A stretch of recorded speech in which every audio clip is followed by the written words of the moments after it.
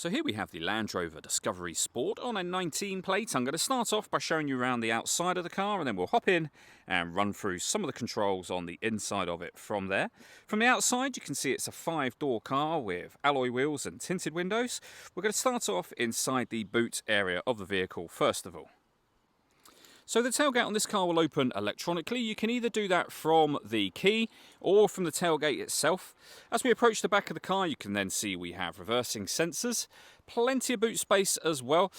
You can see that it's a 7-seat vehicle. The 2 rear seats at this moment in time are folded down. Let me show you how much space you have in the boot with those folded up. And there you can see as a 7-seat layout the boot space at the rear here. Okay, so we're just going to work our way back around to the front of the car, and then we'll hop in and run through some controls on the inside of it.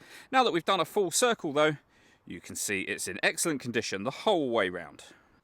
Just briefly before we climb in, I think it's well worth seeing the interior from this exterior point of view. There's plenty to run through on the dashboard, so let's hop in and we'll do that now.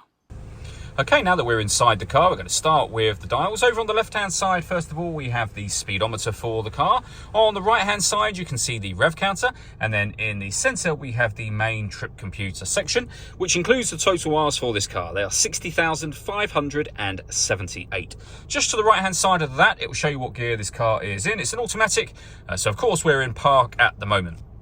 If we back out to the steering wheel, on the left-hand side, we have buttons to change stereo information, to make and receive phone calls here. And over on the right-hand side, we can set our cruise control, speed limiter, and we have a heated steering wheel just there as well.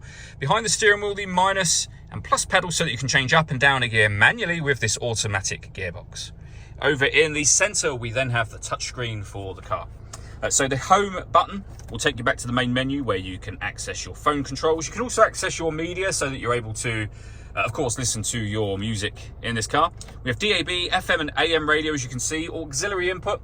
When you pair a phone, you'll be able to stream your music wirelessly via Bluetooth audio as well. So loads of ways to listen to your music. We have, of course, got satellite navigation, as you can see. A really nice clear color display. It's a very, very easy system to use. We've also got a parking camera on this car with guidelines showing you what direction the car is headed in relation to the image that's being shown on the screen. And then anytime you want to go back to the home screen, of course, you can do.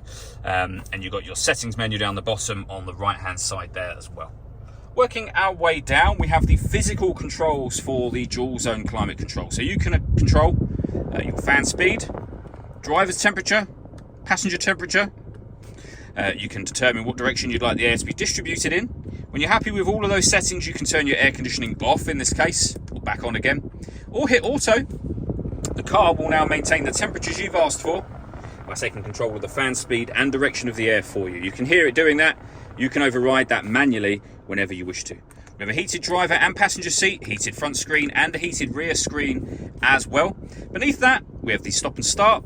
Eco mode, you can change the driving setup of the car depending on the road and weather conditions. We have downhill brake control and traction control as well.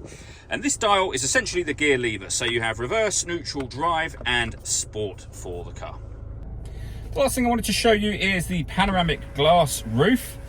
So this opens all the way to the back of the middle row of seats or rear seats if you have the 5-seat configuration in place. And as you can see, that lets in a huge amount of light to the cabin area. All that leaves me to say is thank you for taking the time to watch this video. If you'd like to come and see the car for yourself and have a test drive, please feel free to give us a call here at 7daysonly.co.uk. We'd love to hear from you soon.